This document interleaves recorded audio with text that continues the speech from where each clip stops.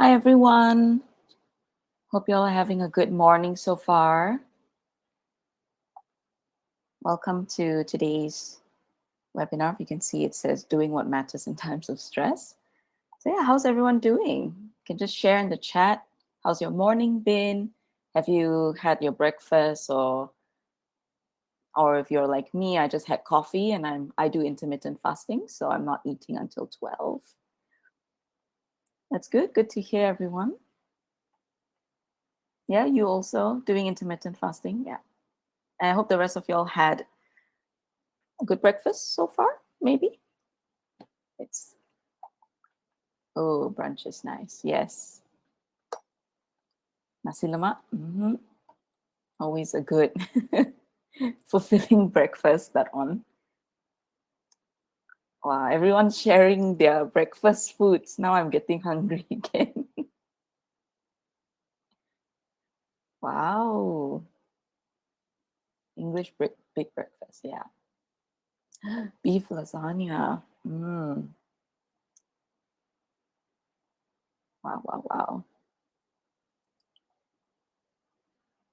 Okay, this is getting too much, guys. I don't know if anyone else is also intermittent fasting. I'm just almost drooling looking at all of the breakfasts that you guys have had. But thank you for sharing. I appreciate it. I'm glad you guys had a good breakfast.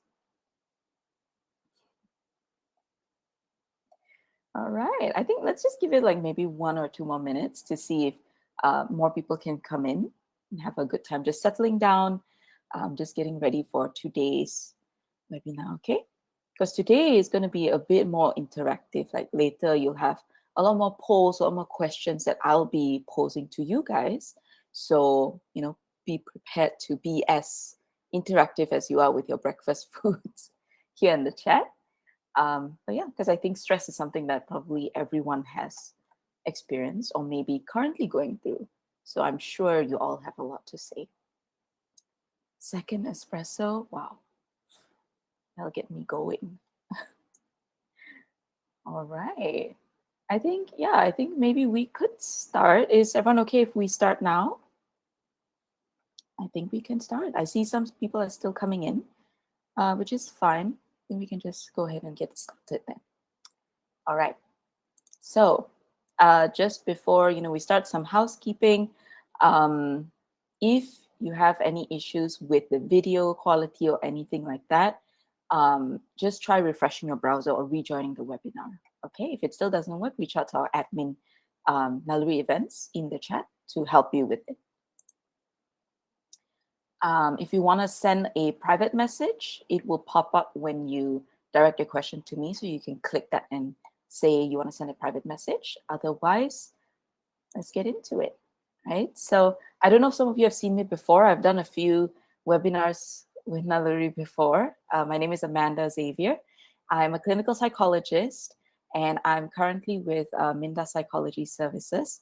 I'm also a full member of the MSCP, our Malaysian community or society for clinical psychology.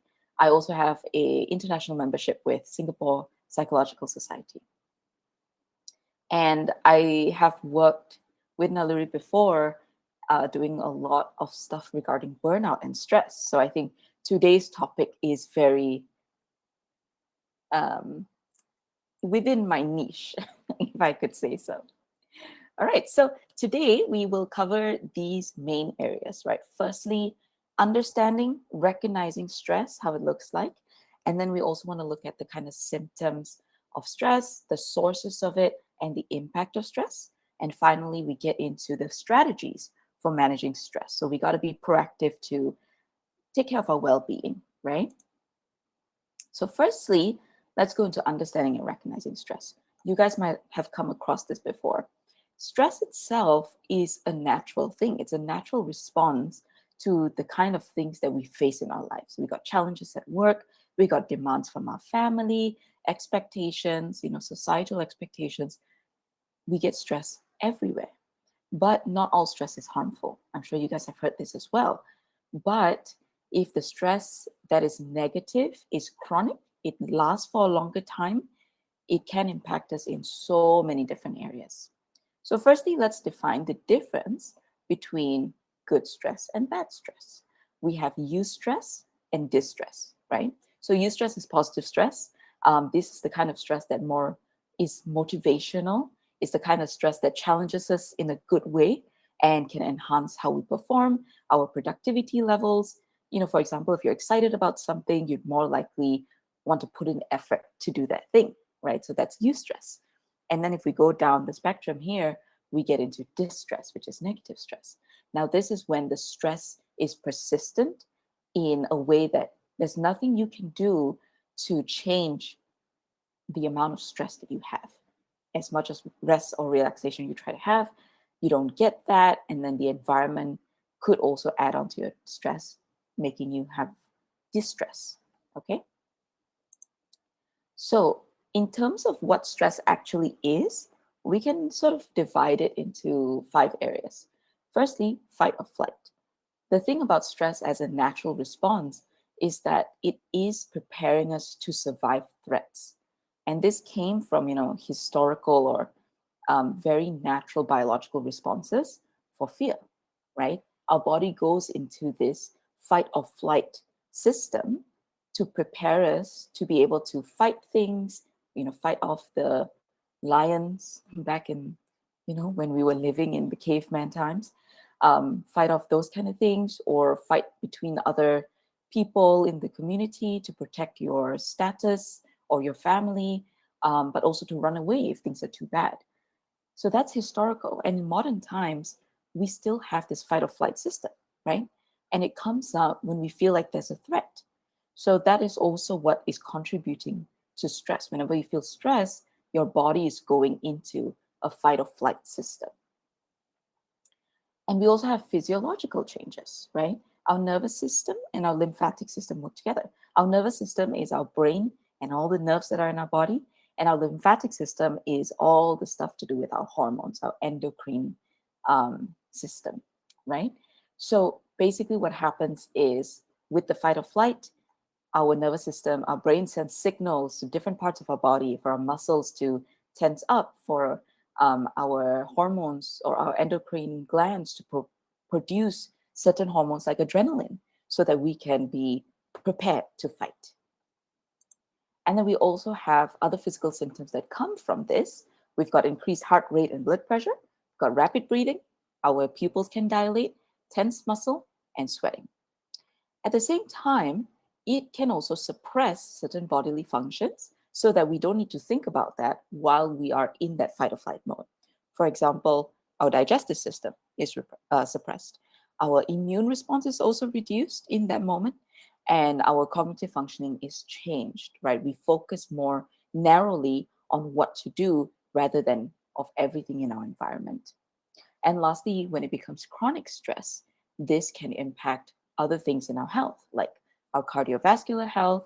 This is why a lot of people have heart disease, our metabolic health. So that's when it's how fast your body burns off fat and energy.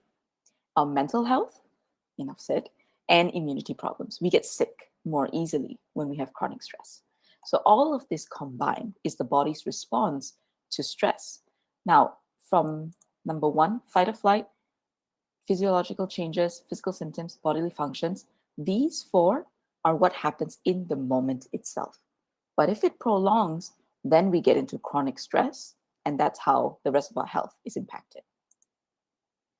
So here are just some common signs of stress. Maybe you guys can recognize some of this in yourself as well. We've got physical stress, emotional stress, and behavioral stress, right? In physical, we've got things like headaches and fatigue, muscle tension, all of these things that I already mentioned just now. We also have emotional signs, anxiety, irritability. We've got depression, mood swings. We can feel overwhelmed. We can feel dread, right? And that's going a bit into burnout. We can also have behavioral signs. We start to procrastinate more. We start to say no to going out with our friends. Maybe we need to use certain substances to make us feel like we can cope with the stress. We have nervous habits, and then we have changes in our daily routine as well.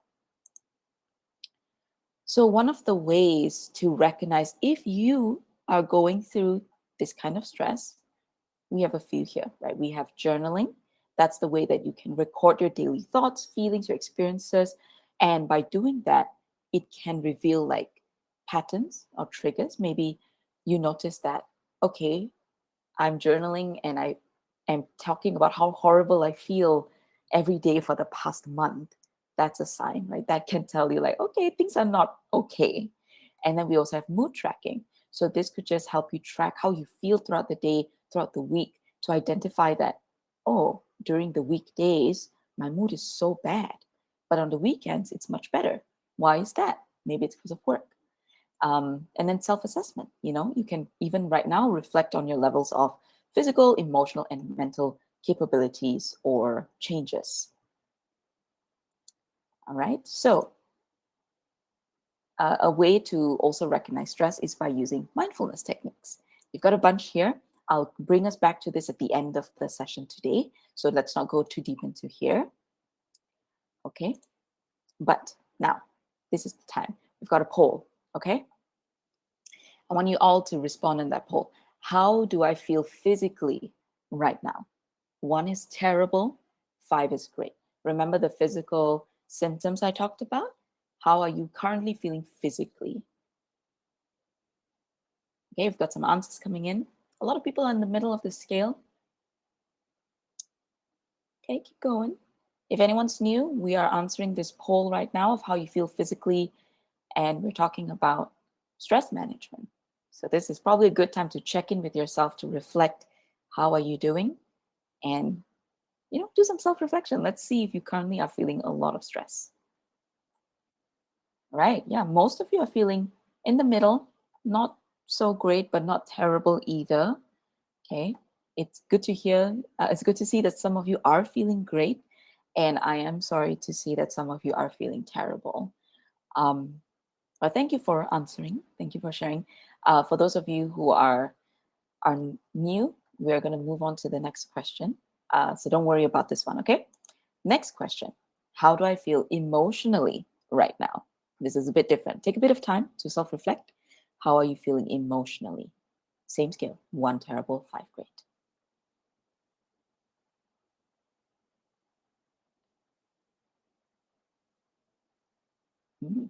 Okay.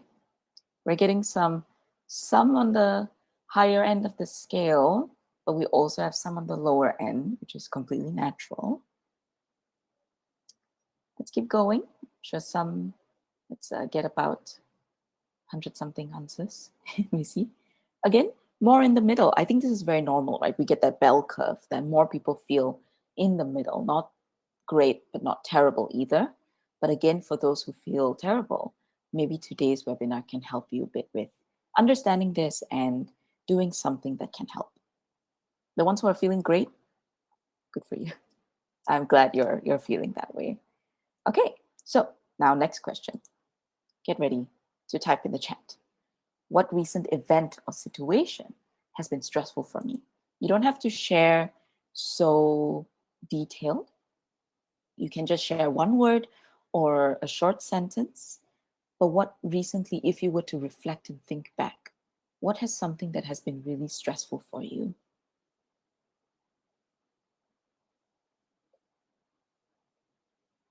Project assignment, work, audit, health, yeah, work. Got a lot of work coming in, yeah? Work and personal life.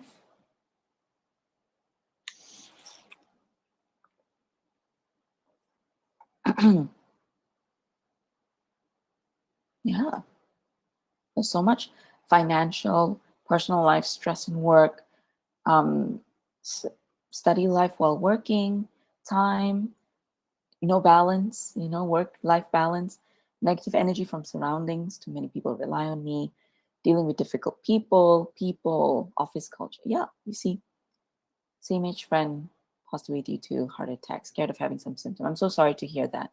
That can be really scary, yeah, and really stressful to think about it. And some people's personal health, of course, procrastination. Yeah, so much. I think if you guys are reading the rest of what everyone is sharing here, you can probably relate to everyone else as well. right? There's so much in our life that can give us stress, right? And even like this, not sure the reason, but just breaking down. That can happen too, right? Just feeling so overwhelmed, really, right? Thank you. Thank you guys for sharing. Let's go to the next question as well. Now, with all of these things that you shared, the situations, how do you typically respond to these kind of stressful situations? What do you do when you're dealing with this kind of stress?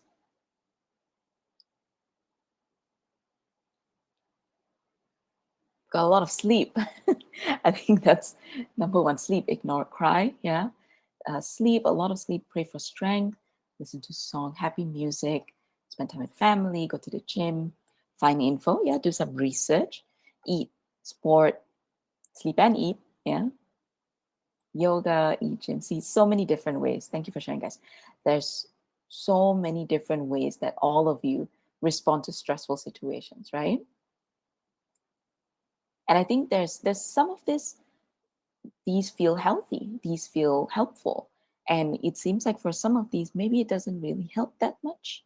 Maybe there needs to be a bit more in terms of stress management, which we'll get into, so don't worry about that.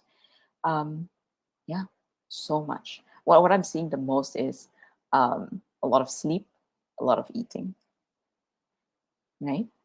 But yeah, thank you for sharing, guys. And talking to people, crying, expressing your emotions, or finding things that you enjoy doing, like exercise, watching Netflix, talking to friends, taking a break, go on leave. Yeah, yeah, trial and error. I agree. I think that's something that we can all learn today. Okay, thank you again, guys. Thank you so much for sharing. Now, last question for now is, we're still in this self reflection, right? Um, and I believe this is a poll, if I'm not mistaken. Yeah, so go to the poll. What are the themes or triggers in my stress? I know some of you already answered this just now in the chat, but let's try to get this into a quantity so we can sort of see how much, how many of you experience certain types of themes or triggers that you notice these are the ones that keep stressing me out.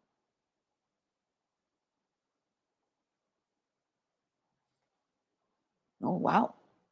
I think that makes sense. A lot more work related, some personal, a few environmental, yeah, based on what you guys have shared just now. Yeah. I think this makes sense usually with when we talk about stress management and when we talk to adults, working adults. Work related usually is the number one theme or trigger for stress. And we can have some personal, of course, right? But yeah, for anyone who's new, you can just keep adding into the polls. Um, keep going, right? But we are going to move on now. I'm sure we're getting into what is really helpful to understand the symptoms, the sources, and the impact of stress. And then finally, later, we'll go into managing our stress. So, returning to, can choose more than one. I'm not sure if you can choose more than one, but if all, I think I understand that. I think one thing can affect every other thing, right? So let's get into that too. So I'm just repeating this slide, the common signs of stress, right? Now that we have checked in with ourselves, physical signs, emotional signs, just to be aware that these can be things you are currently feeling, which are signs of stress. Now, with the themes and triggers, these are also sources of stress. We come to work related, which can be workload, deadlines, conflicts in the workplace. We've got personal, to do with relationships, financial issues, our health concerns. A lot of you talked about health just now, and environmental, living conditions, societal pressures, and minority risks.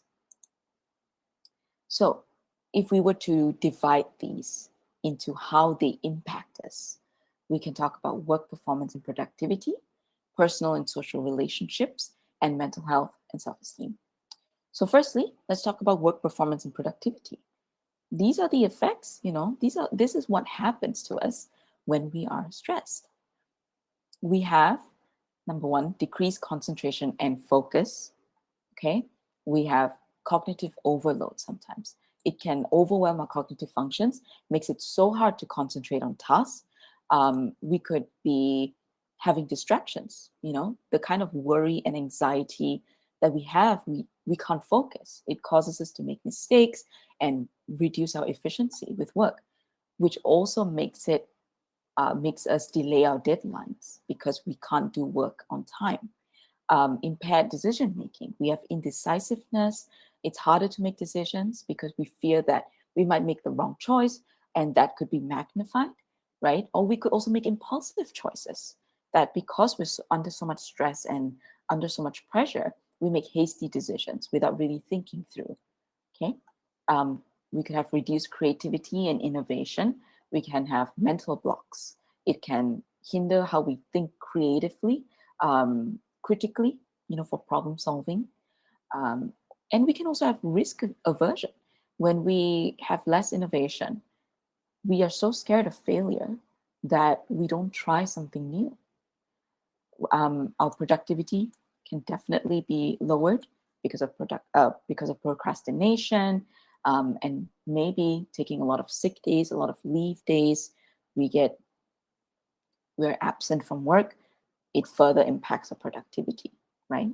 And we can also make increased errors and accidents. We can make more mistakes. We can have workplace accidents, right? Stress related fatigue and just distraction. These usually lead to workplace accidents and injuries. We can send off um, a document without checking it thoroughly, and then later we find out, oh my gosh, there's so many typos, there's so many wrong things there, right? Yeah, I think you're right. It's if you're clumsy or constantly making the same mistake, I think that can be parked under a few of these, decision making, but also increased errors and accidents as well. So this is how stress can impact our work. How about our relationships and social interactions? We could have strained relationships. And why we have strained relationships is because through stress, our irritability and our anger increases. And it makes us more likely to lash out at our friends, our family, and even our colleagues. We can have more conflict because there's more tension internally, and then it becomes external arguments and conflicts with our loved ones, right? We can also experience social withdrawal. Stress can cause us to withdraw from social activities because we just feel so overwhelmed. But this leads to loneliness and isolation, which is a negative cycle on its own, right? And then we can also avoid social interactions, maybe because we fear judgment. We feel like we can't cope with social demands, so we keep withdrawing and withdrawing. We can also have communication breakdown because stress can make it difficult to communicate effectively, and that can lead to more misunderstandings, more miscommunication. And we can also feel like we have a lack of support, not because we actually don't have people in our life, but because of stress and withdrawing and not communicating in a healthy way, we won't get the kind of support that we need. And we may even push people away because of that. And lastly, it can impact our family life, right? For parents, especially, it can affect your parenting. You might have less patience with your children. You might have more negative interactions with your children. It can also affect relationships, your marriage, or your partner relationships. It can suffer because the stress can impair your communication and your emotional connection to each other, right? And these are just stuff that's external. There are also all of these internal impacts of stress, which is on mental health and self-esteem. We've got anxiety. I'm just going to go through the big topics here so that y'all know how many there are before I go into each. We've got anxiety, depression, burnout, memory and learning, negative self-perception, imposter syndrome, health issues, unhealthy coping, and sleep issues. There are 9. There are so many, okay? So as I go through each of these, I just want you guys to reflect on each and see if you are experiencing someone's already putting in the chat imposter syndrome. If you're experiencing any or a few of these, feel free to list whichever you are experiencing in the chat as I go through it. I just want to get that reflection throughout our webinar. Okay. So, firstly, let's go into anxiety. So, stress can increase the risk of triggering anxiety disorders, such as generalized anxiety disorder, short for GAD, is short for that, or panic disorder. So, generalized anxiety disorder is the kind of anxiety that is everywhere. You start worrying about everything, right? You worry about work, you worry about home, you worry about life, death, health, your children, the world, and then this anxiety gets so much that it overwhelms you. You could also have a higher risk of panic disorder. That's when you start getting panic attacks, and it impacts your functioning in every area of your life because you can't stop the panic attacks. It can also increase depression, the risk of developing depressive symptoms, such as persistent sadness, loss of interest, hopelessness, and in some extreme cases, it can also lead to higher suicidal risk um, in the future, right?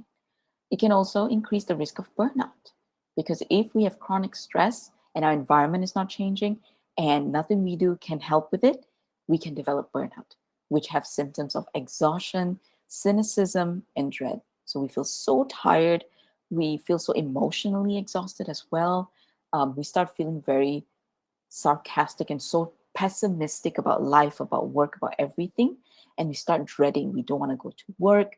We don't want to see people. We don't want to do anything that relates to work or stress or pressure, right?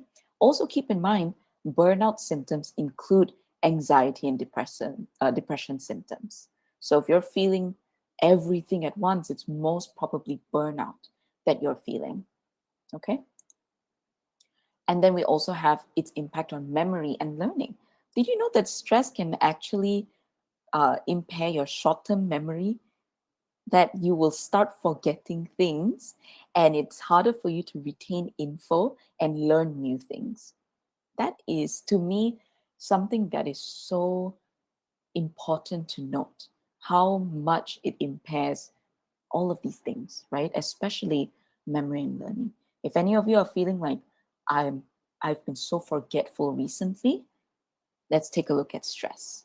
We also have negative self-perception. Stress can make you have negative self-image, low self-esteem and confidence, feeling like you're inadequate, you're not enough, feeling like you're a failure, right? And this can come out in your work. That's why it's so important. This can come out in your work. This can make you feel like no matter how much you do, it's not worth it, right? Why should I work so hard when nothing I do is good enough? Okay. And then I know a lot of you are asking about imposter syndrome. I'm going to explain here. So, imposter syndrome is when you feel like a fraud in your professional role, in your job, um, and you start doubting your abilities, you doubt your achievements, you start questioning, there's so many other people who could do this job better than me. Like, I'm just pretending. I can't, this is not real. Like, everyone is just, I'm faking it. I feel like a fraud. So that's imposter syndrome. And this comes from all of these mental health and self perception, self esteem as well. Okay. If you guys want to know a little bit more about imposter syndrome, we can talk about it later in the Q&A. And then we also have health issues. I talked about this earlier. So health issues, we've got chronic pain, headaches, gastrointestinal issues. You start having gastric, you start developing like nausea, right? You have higher risk of infections and illnesses because of a weakened immune system. You start getting sick more often. If any of you are wondering, why am I getting sick every other week? Let's look at your stress. That's probably what's happening. Some of us may even go to unhealthy coping because we need to cope with stress, we need to manage it. We go into unhealthy ways to do it. We may abuse substances. Some people turn to drugs, some people turn to alcohol, some people start or increase smoking, binge eating, and then we neglect our self care, right? We don't think about taking care of ourselves. We don't sleep enough. We don't eat healthy. We don't go exercise anymore. Speaking of sleep, sleep issues, nightmares, insomnia, not feeling rested, having more daytime naps, and our sleep schedule at night is disrupted. Okay, so these are the 9 impacts of stress on mental health. I'm just curious. I think some of you have said like, I have all 9 impacts. It's good reflecting. I'm sorry you have it, but it's good that you're reflecting on it. What about the rest of you? Of these 9, we've got anxiety, depression, burnout, memory and learning, negative self perception, imposter syndrome, health issues, unhealthy coping, sleep issues. What do you guys have if you're just reflecting right now? Not enough sleep. Yeah. I feel like I don't belong. Yeah, that imposter syndrome. I have all 9 too. Health issues, burnout, sleep issues, all anxiety. I also have all sleep issue, health issue, drinking more coffee just to feel alive, binge eating, unhealthy coping, and burnout. Anxiety is my worst. Second is depression. Yeah. Low confidence, chronic pain, 6 out of 9. Imposter syndrome. Yeah. And just to be very honest with you guys, I went through multiple experiences of burnout myself, and I felt all 9 also, right? And it's so hard to get out of that, you know? So, whoever's feeling it right now, if you're having burnout, if you're having all of these things because of stress, just know that there are things you can do. There are things to get you out of this spot and feel better and happier in your life. We're going to get into some of those things, but I hope that I can instill a little bit of hope for all of you today. Okay? Because I have experienced it multiple times. And I can say that right now I've found good methods and good systems that I have not had burnout for 2 years already, maybe 2 to 3 years already. So, yeah, let's get into what can actually help us now. Thank you guys for sharing, by the way. Yeah, I'll tell you. I'll tell you now. So let's go into strategies for managing your stress. Okay. Of course, these things are so, it can feel generic, right? It can feel so generic. So I want you to, as I go through this, I want you to think about it in your own specific way, what it looks like for you, for each of you. Okay. So, and then let's get into how it can be used in your daily life. So, firstly, we have healthy lifestyle choices. I know some of you talked about this just now. But number one, honestly, it is your basic needs. If we talk about basic needs, always remember I think it's called the golden triangle. Yeah. Sleep, diet, exercise. 3 things. Whenever you need to start somewhere, start with your basic needs. Look at your sleep. Try to improve your sleep. Look at your diet. What are you eating? Are you eating enough at all? Are you getting enough nutrition? Are you binge eating because of stress? Are you exercising regularly? If when we talk about exercise, it doesn't need to be I go to the gym for 1 hour every day. It doesn't have to be that. We can just start increasing our physical activity. We can just take a short walk for 5 minutes, for 10 minutes maybe.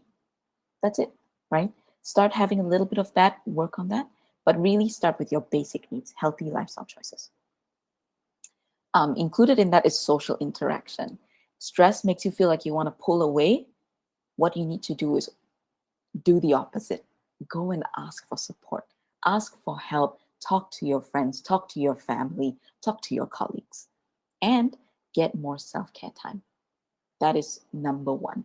Even if it's just 1 hour on the weekends, get a bit of time where it's just for you, just for yourself. Okay. And whatever you do with the self care time is up to you, but just try to make sure this is a time that no one interrupts as much as possible. Okay. Then we also have mindfulness and relaxation. We've got deep breathing, meditation practices, progressive muscle relaxation, self compassion breaks. This is something that personally has helped me maintain a burnout free past few years because I do this almost every day, right? And at this point, for me, it's so natural, it's so habitual that I don't need to sit down and spend 5 minutes doing it. I still do if I need it, okay? But It's just so natural that I do it regularly. Okay. So anyway, we have a poll here. The poll is going to come up. So I want you guys to, as I'm going through the rest of it, vote on the poll to see which one I can demo for you guys at the end. PMR is progressive muscle relaxation. Okay. There's three, so you guys can choose which one you feel like you want to see more as a demo later. Now, moving on to time management and organization. We got to start prioritizing our tasks. Okay. I know for most of us, when we're in stress, every task seems urgent. But the truth is, honestly, your health is more urgent. Your work is work. You can be productive, but you can't be productive unless you focus on yourself first. Get a balanced schedule. Set some smart goals with achieving enough, but also achieving balance. Don't forget to take your breaks. Don't forget to take your vacations. Don't push it off. Get some regular time, well-timed breaks. Okay, I would say it's better to take short breaks regularly than to save it all for one long vacation. That's just my opinion. If you feel like this might work for you, you can start doing something like that. Okay. But again, as I'm going through all of this, remember to think specifically to you, uniquely to you. What would this look like if you start prioritizing tasks? I'm sure for some of you, it's already popping up. What kind of tasks to prioritize? It's already popping up for you. So that's something to think about. Something to think about here is maybe when we talk about urgency and we talk about importance, I don't exactly remember the name of this square, but you can list down in 4 categories: important and urgent, important and not important but urgent, and not important and not urgent. Right? So these 4 categories, you start prioritizing your tasks based on that. Work on the things that are important and urgent first. And then you can start checking.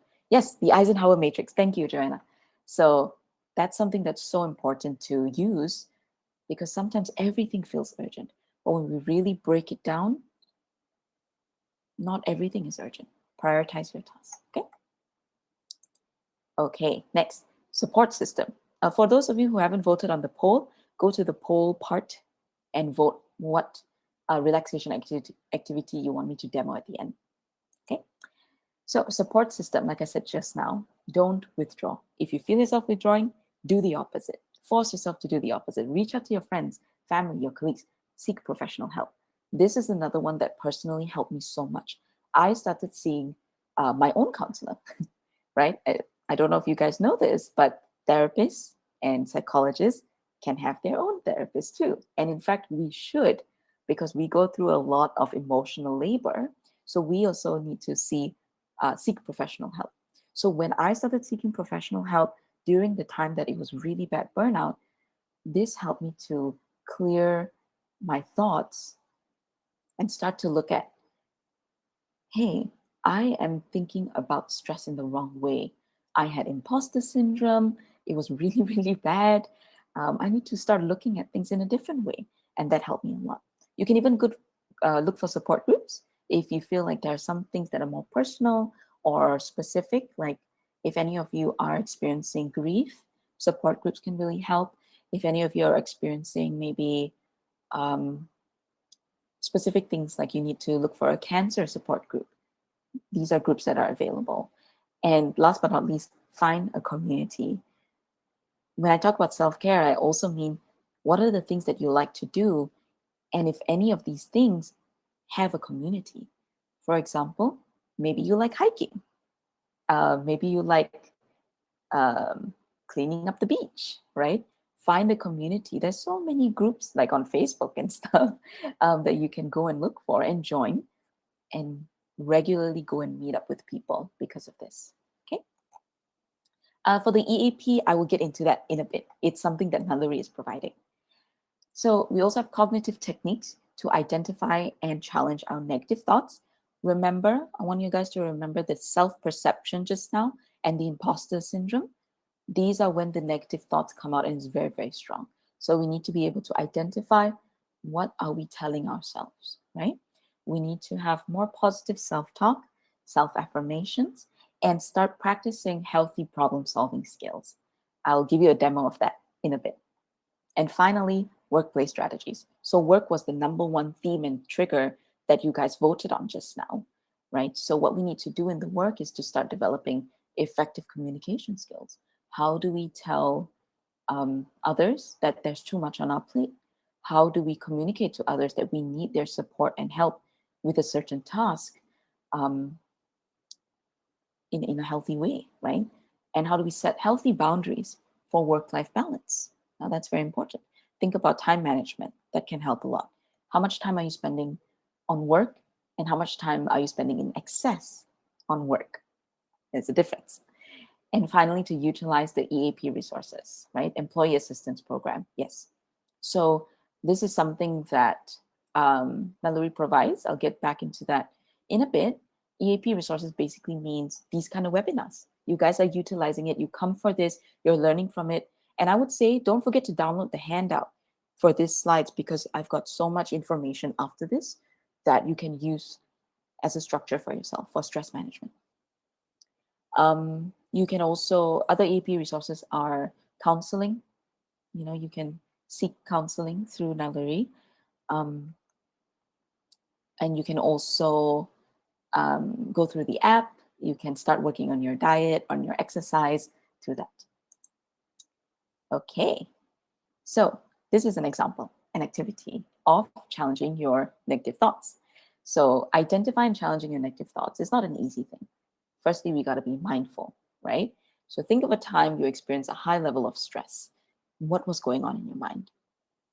What was happening? Were you questioning yourself? Did you have critical and mean thoughts about yourself or about other people, about the world? What about thoughts about the situation? You know, what were you thinking?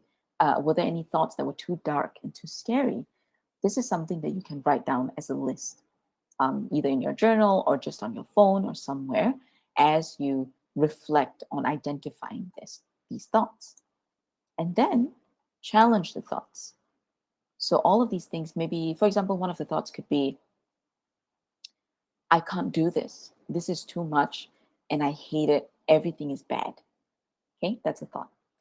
Challenge it by saying things like these affirmations: I am capable of handling challenges and overcoming obstacles. I have unique strengths and talents that make me valuable. Right? For example, or I am resilient and I can manage stress with ease. These are the things that we can tell ourselves so that we can reframe how we think about our situations.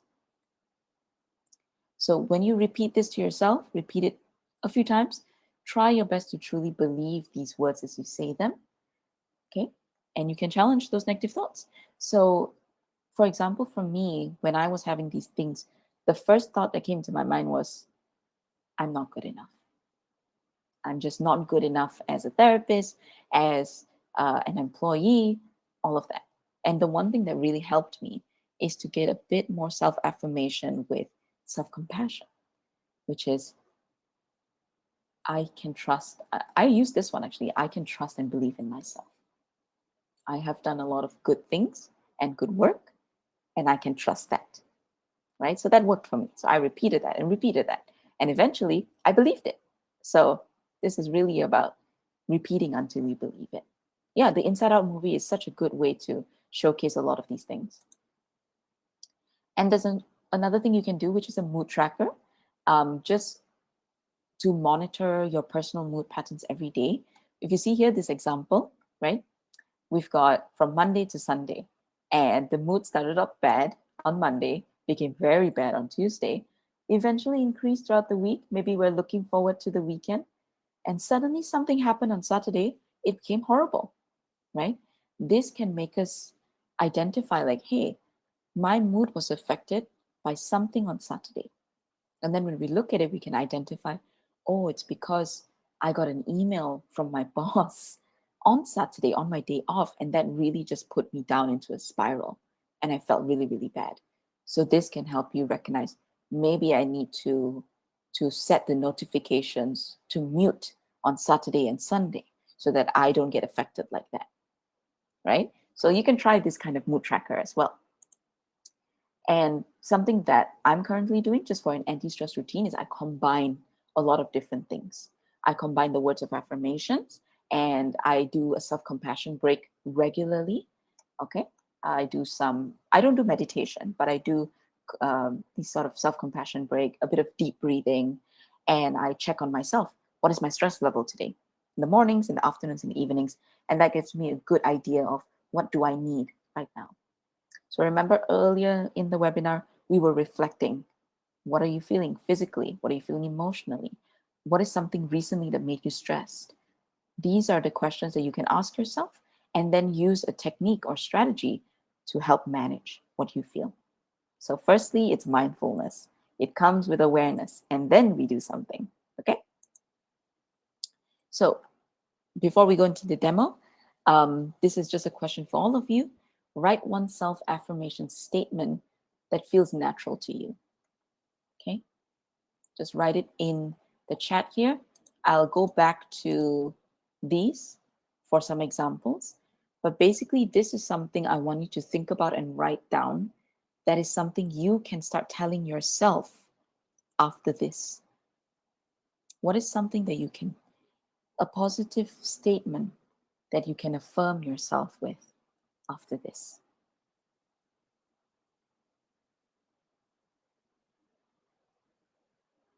Yeah. Never give up. You are enough. I can do it. I like that that's with an exclamation point and in caps lock. It's like shouting to yourself, I can do it. This is just a phase. Mhm. I am unique and lovable in any way. Yeah, there's a miracle when you believe. I'm worth it. I'm grateful for my abilities. This too shall pass. No worries. Be happy. I'm okay to be okay. Yeah, I know I'm worth it. I know I can. People won't hurt you. Don't worry. Yeah, I love myself more than anything. That's great, guys. Yeah. Let's get to our normal form. I'm not sure what that means, but I like the enthusiasm. Hey, self, we're not giving up today. It's okay to not be okay. I'm capable, worthy, and smart. If given the chance, I can do it. Patience, patience. All right. There's something beautiful in everything that happens. How I think about myself is more important than how others think of me. Yes, guys, thank you so much for sharing. Keep going. You can keep going. Yeah, these are the things that you tell yourself. This feels more natural to you. Take your statement, tell yourself this every single day. Okay? Yeah. All right. So before we get into that, let me look at the poll of what you guys wanted. Oh, so number one was progressive muscle relaxation. So we can get into that. Let's try that. Number two was self-compassion break. I think what I can do later is I'll put like a link to this YouTube video about self-compassion break, and you guys can use that as well. Okay, the ones who really wanted that one. So let's try a bit of progressive muscle relaxation. The point to this type of um, relaxation practice is that we hold tension in our body. We hold the stress in our body and we don't realize it. And what happens is we start to develop a lot of physical aches and pains because we hold it and we don't let it go. So if you guys want to try this out, just sit in wherever you are, sit, put your feet on the floor, get into a comfortable position, lean back against your chair, and it's up to you guys. You want to close your eyes. If you don't want, it's okay too. Just find a gaze that feels comfortable. You can look down, can look somewhere that's not stimulating to you. Okay. Now, I want you to start from the top of your head. I want you to give yourself a quick body scan. Just go from the top of your head, and now you're looking at your forehead, right? I want you guys to tense up your forehead. Just tense it up like this. Just squeeze it as much as possible and then relax it. Okay? And if you feel like it didn't really help much, do it harder. Tense up your forehead as much as possible and then relax it. Okay? That's what it is to relax your muscles. So now let's move down. If you guys want to do your face, you can do it too. Tense up your face as much as possible. I know I might look a bit silly doing this, but you guys are not on camera, so don't worry about it. I'll do it with you, right? So tense up your face as much as possible and then relax it. You'll start to feel like, oh, I was holding that tension. Now I'm relaxing. Okay. Now let's go to the shoulders. Tense up your shoulders as much as possible and then relax it. Fully relax it. Okay. And we move down to your arms. Okay. I want you guys to tense up your arms like that as much as possible and then relax it. Fully relax it all the way down. Okay. And I know I can't do all of it because usually this is done when you're lying down, but you guys get the gist, right? Let's go down to your back. Okay. Tense your back if it's safe for you. Tense your back as much as possible and then fully relax it. Now move to your legs. Okay, if you can tense your muscles in your thighs, just hold that tension and relax it. Fully relax it. Now, if you guys are on your chairs, if you have space in front of you, I want you to straighten your legs out and tense that. Tense and flex your toes down. Hold and then fully relax all of that. Thanks for sharing that. Um, yeah. So that was a very quick one. We just went from top to toe. When I would advise you to do this lying down so you can really focus on all the different muscle groups as you go through that as you're lying down. Try to do it before you sleep every night. That helps a lot, right? So you can tense, relax, tense these muscles, relax, right? And what maybe some of you didn't realize is before you tensed even more and you relaxed, that you were holding the tension, you were holding the stress. Maybe your shoulders were here. And then when you force yourself to tense more and relax, you realize actually your shoulders should be down here, right? So, and your colleagues are watching. You can share with them, tell them to do progressive muscle relaxation too, right? So, this is something that can just ease that physical tension for you. So, you guys can try this out. I know deep breathing is very common. You guys can also do it while you use PMR. Okay. But with that, let me quickly get into the support and resources before we head into all the questions you guys have asked just now. So, like I said just now, there's some EAP resources that Naluri is doing here. You guys have already started reflecting on your physical and emotional feelings. This is a bit more. You can scan here to take a mental health assessment, which can help you realize a bit more about how you're doing right now. Okay. I believe this should be a link as well. Is it okay if I go to the next thing? I'm not sure if it is a link actually. Is that a pause? Okay, I'll go to the next one. Okay, guys. And we also have these free 24/7 care lines and text lines by Naluri. So if you need any urgent support, you can call these numbers. You guys should have this information as well. And another thing is about the professional help. Yes, it is DAS 21. PMR is progressive muscle relaxation. It's what we just did to go down the muscle groups to progressively tense and relax the muscles. If you need one-on-one support, you can book a consultation to speak to a coach, seek professional support. You can also have the Naluri the app and the web. I'm sure you guys probably know this already. But yeah, so at this point, let me just stop this. We have some Q&A here, I think. If anyone has more questions, just keep asking. I'm going to go to the ones that were highlighted as questions for me just now. Someone asked a question, what to think when doing meditation? So this one, I think it depends on each person, right? For some people, clearing your mind fully is a helpful type of meditation. For some people, thinking about a safe space that's peaceful and calm and serene, that's something that also helps. So it really depends on you. If you feel like you're the kind of person that needs that visual imagery, you can do that. If you're the kind of person that needs to just clear your mind, you can do that too. Another question here is, I tend to overdo gym, healthy eating, and work to cope. Is it really effective? With your question, I think you can probably reflect on it there, because you asked, I tend to overdo. So means you might know that you're not really balancing it, but you're doing too much of each of these areas, right? I wonder if maybe you need a bit more rest and relaxation to cope as well. You know, it's good that you're going to the gym. It's good that you're doing healthy eating.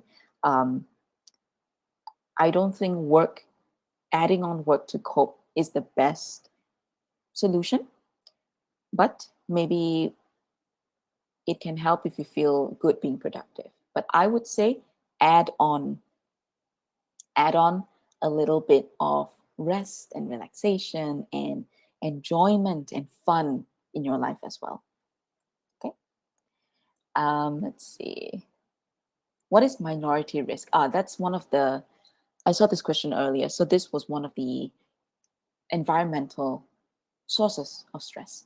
Minority risk basically means if you are a minority in any way. For example, in your office, maybe um, you're the only one of a specific race, of a specific gender, and that can feel like more pressure on you.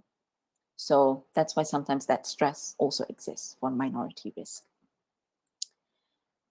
I think I answered this question just now about being clumsy and making mistakes. I have another question here. I tried journaling before, but I don't understand how it is supposed to help. Well, that's completely fine because it really depends on each person. Maybe the type of journaling that you need is not the type of journaling that was recommended to you. Because for me personally, I don't really journal a lot. You know, it's something that I tried and it doesn't really suit me. But what I do is I check in with myself a lot. That's my method of doing it. But there's so many different types of journaling. There's art journaling. Maybe you can draw or paint or color how you felt that day. There's bullet journaling. Some people just like the therapeutic feeling of sitting down and writing about your day in a way that's more artistic and creative. And some people like narrative journaling. So you write about what you felt, what you went through, and things like that. So journaling itself is just an activity that helps you be mindful about what you went through. But this specific type of journaling depends entirely on you and what works best for you. Another question here. How to prepare us to be in fight mode in facing the challenge? Flight is not the best option because it's like avoidance. Ah, oh, oh sorry, the question popped up for me. I got shocked. Yeah, that's a good question. I think fight or flight mode is, what we need to think about it here is that it doesn't necessarily have to be a fight or a flight, right? What we need to do is to balance the feeling and then make a decision and respond. For example, if a stressful situation comes up, and we get into fight or flight mode, our natural response is to either fight by being defensive or standing up for ourselves, or flight, which is to avoid or run away or change the topic, right? Sometimes, if we take a bit of time, just a little bit of time to breathe, understand that, oh, I'm in the fight or flight mode. Let's relax that for a moment. Let's get out of fight or flight mode. That can actually help you make a better decision in responding to that challenge. Yeah, I hope that answers the question. Um, how it prepares you to be in fight mode to face the challenge, I think that's something to practice. Practice as much as possible. Okay, and then let's see, I'm going back up. What would you recommend to trainee clinical psychologists who are currently going through stress and burnout? That is my experience, word for word, I think. What I would recommend is self-care. You know, trainee clinical psychologists, I'm not sure if a lot of you know, when we're training to be a psychologist, we would need to collect a certain amount of hours in order to get our license, to get registered as a psychologist. And in that process, we might burn out because we're rushing to get the hours, we're rushing to complete all of this work without rest, because there's usually a deadline for these kind of things.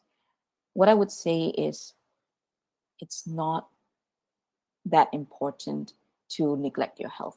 Because for me personally, I had to go through a really bad burnout stage and pause my master's. And so I prolonged it. I didn't finish it in 2 years like a lot of my classmates did. But what I did was I finished it in about 2.5 years. Yeah, I prolonged for another 6 months. But I felt so much better by the end because I did everything well, but I just needed a break. And that felt so much better for me. So I think self-care, think about yourself, what you need, and it's okay to take a break and pause. Same goes for the rest of you, by the way, in any part of work. Um, if you think you really need a break, that is way more important than finishing a deadline. Think about how much it's impacting your stress, your health, your heart health, your physical health, your life is actually more important than any of these things. So focus on that as much as possible. Okay, I know it's already 12 and some of you might need to leave. That's completely fine. I'm going to keep answering a few more questions, maybe until about 12:10, and then we can end the webinar. Okay, let's see. What's the next question? Can you share more about CBT journaling? Mm, the thing about this is it's similar to what I shared just now about how to identify and challenge your thoughts. But there's so many different ways to go about it. I'm not sure if you mean a specific type of journaling that's CBT oriented or CBT techniques that you can use in journaling. So for the rest of you, CBT stands for Cognitive Behavioral Therapy. It is a therapy approach that focuses on how reframing and changing our thoughts can affect how we feel and what we do. So in terms of journaling or using CBT techniques, it's really effective. One of the techniques that you can use is something called thoughts on trial. Okay, this is when if you have a negative thought and you're like, I need to get evidence for this thought. Like it sounds true to me and it's affecting me.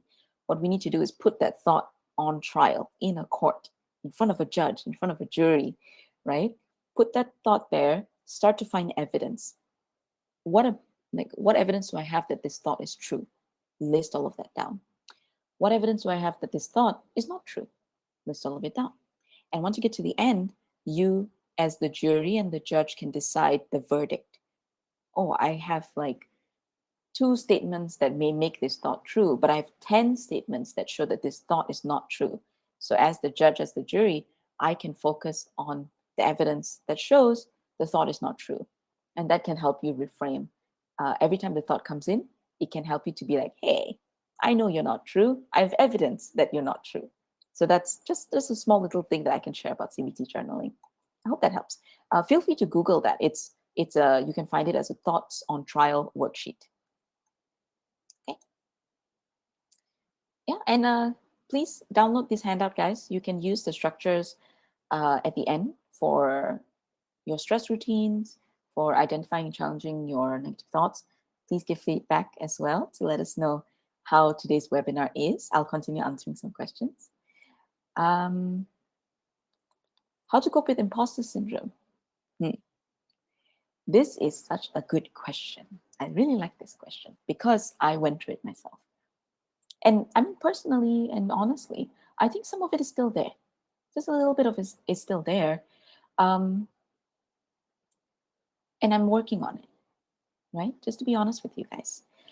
The best way to cope with it is to know that this is coming from a core belief about yourself based on things that you've experienced in your life before. But it doesn't make it true. It does not make it true. There is no way that you can deceive so many people in your working professional life to get to where you are. We can give other people more credit that if our achievements and our work was not actually good, that they wouldn't have even hired us for the role. They saw the potential, they saw our achievements, and that's why we're here. That is something that we can remind ourselves, and it helps, right? Another thing is to look at your internal beliefs about yourself, right? Are you able to trust in yourself? If you're not, maybe this is something to address either through self help, self reflection, and journaling, or through professional help. I had to go through professional help to really unpack why I had imposter syndrome. So that a few things can help, right? The external things, you can. It's the same as the thoughts and trial. Get evidence from people that show you deserve to be here. Internal stuff to reflect on why you think this of yourself, and even professional help to start to unpack and resolve and reduce this way of thinking. Yeah. So I hope more of you are giving feedback. Whoever's still here, we I would really appreciate it. Thank you. Let's see. We have, how can I avoid or manage myself from comparing myself with others and building up a negative thought filled up with envy? This is a really good reflection that you are able to be aware of this. The first thing I always say for anyone is awareness. The moment you're aware, you can do something about it. So when you're aware of this, you can start to reflect. Why do I do this? Ask yourself first. Why do I compare myself with others? Have I been told this before? Have I been compared to others by a boss or a colleague, or even earlier in my life by a parent? You know, and what does that say about how I look at myself? What is my self perception? If you can have an answer for these questions, you probably know where to go after that, right? Usually, this comes because we don't feel good about ourselves. So we try to compare to other people to feel better. But most of the time, because we have a very negative way of looking at ourselves, we don't feel better. We actually feel worse when we compare ourselves to others. So this is actually something, let me really quickly get this for you guys. I know some people might have left already, but I'm going to share with you guys this thing. It's a self-compassion break. I'll share it in the chat. It's a YouTube video. Okay. Hold on a minute. Hold on.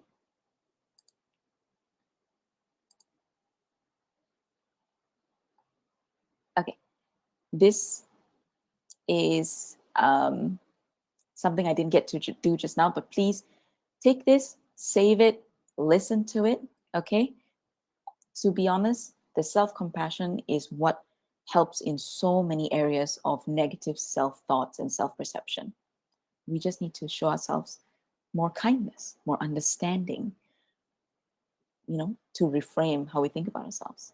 So I hope this can help you as well. Okay, I think we have more questions. Let's see. Answer those. Can I hold my palm closely and deep breathing to release stress instead of hold each hand not firm? I think maybe you might benefit from a different type of relaxation method. Tiffany, if you're still here, because everyone's different, right? If the progressive muscle relaxation doesn't help you, please feel free to go into using deep breathing. There's also another technique called the butterfly hug, which is basically deep breathing, but you're also doing this and patting yourself here very slowly as you inhale and exhale slowly. This could also help to reduce strong emotions as well. Let's see. We've got this one. How to increase my confidence when completing a task? To be honest, we just got to remind ourselves. Use the self affirmations. Remind yourself that things are good. I did a good job. And if there are mistakes, I can handle it later. These kind of affirmations really, really help. So keep practicing. The more you repeat it to yourself, the more your confidence will improve over time. What can I do to help a colleague? Oh, okay. So this is more about other people, right? What can I do to help a colleague who is feeling overwhelmed with work and the feeling of not being good enough to carry out the work? You can share with them the stuff that we talked about here today. You can even share with them that you are there for support if they need it, right? Um, and sometimes they might need support in other ways. Maybe they need support with discussing how to communicate with your boss about the amount of work they have. You can help them, brainstorm those kind of things. Maybe they need emotional support. You can be there with them. But otherwise, maybe they need support like resources. You can forward different resources to them to help them with all of this stress. Okay. How do we normalize anxiety? That's a good question. The thing about this is anxiety is a common feeling, but I would say a lot of people look at anxiety as the severe type, right? A lot of us feel anxious in our day to day, but it doesn't mean that we have anxiety disorders. So what we can do is to normalize it for ourselves first. We can normalize it by saying, hey, this is an anxious feeling, but you are in a situation that is making you feel anxious. So that is normal. That is completely valid. Validate your emotions, validate that it is okay for me to feel anxiety right now, and repeat that to yourself. I keep saying the word repeat, but really that helps. Okay, so I hope that helps. Okay, we have, I think, one more. I think this is the last question, and then we can close up here. As an autistic person, I have difficulties in initiating things and confronting problems. I try to find methods to handle it, but somehow it's getting overwhelmed because surroundings keep changing. How to manage things easily? Do I need to continue getting therapy? Because I know I need support and don't know how and where. This is a really, really good question because remember earlier I talked about minority risk. Anyone with neurodivergence, autism, ADHD, you are considered minority. And to be fair, the world isn't made with neurodivergence in mind. So you are already doing extra effort compared to other people to stay on top of things and not let it affect you. I would recommend continuing professional help, continuing therapy, because you get to have this kind of support and the resources regularly. And what I would also recommend is maybe um, standing up for your needs or seeking for support for your needs. What do you need as someone who is autistic in the workspace? Do you need to have more alone time? Do you need to um, have like a more private space to work, right? You can ask for these things in your workplace. Um, Maybe you like it when things are not changing. What does that mean for you, right? I think you can advocate for this, advocate for your needs, but I would recommend continuing therapy as well, because that's where you can discuss how to advocate for your needs, how to communicate for what you need from people. I hope that helps. But yeah. Okay. Thank you guys so much. I know some of you are still here. If you haven't given feedback, please go ahead and do that. We really appreciate it. Yeah, thank you everyone for attending. I hope you learned something today. Download the handout. It's got some good information there. And I hope you take care. Have a good day ahead. Thank you, everyone. Bye-bye.